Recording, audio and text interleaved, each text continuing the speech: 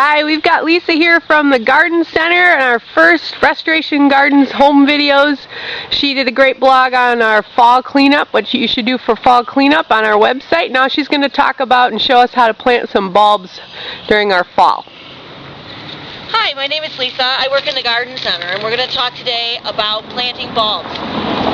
Contrary to the fact that I'm wearing shorts today, it's a pretty crisp morning, and you really want to wait to plant your bulbs until the ground starts to cool. So I think that we're good. So we're going to plant a fritillaria, and a fritillaria is a really cool early flowering plant, and it's nice for showing because it's a big bulb.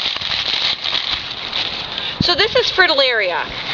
And if you could smell it, you would see that it's stinky, and that's a really good thing, because they're recommending that you plant fritillaria when you're planting tulips and other things that are prone to being eaten by rodents and other pests, because the smell of the frit keeps those pests away.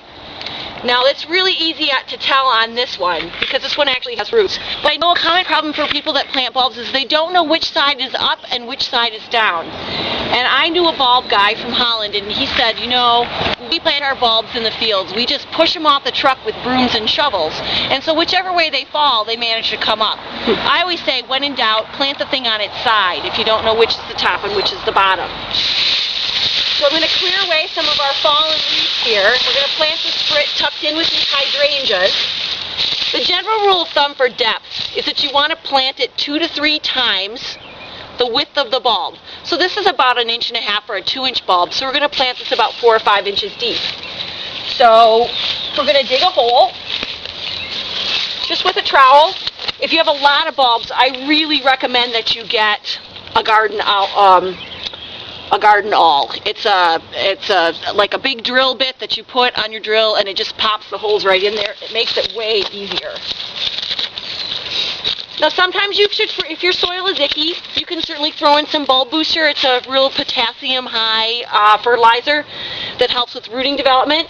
We're just going to nestle this guy in here, and because it's a frit and they're a little bit prone to rotting, I'm going to turn that frit a little bit on its side so that water doesn't get inside there. But for most bulbs, that wouldn't matter. And then we're just going to cover it up.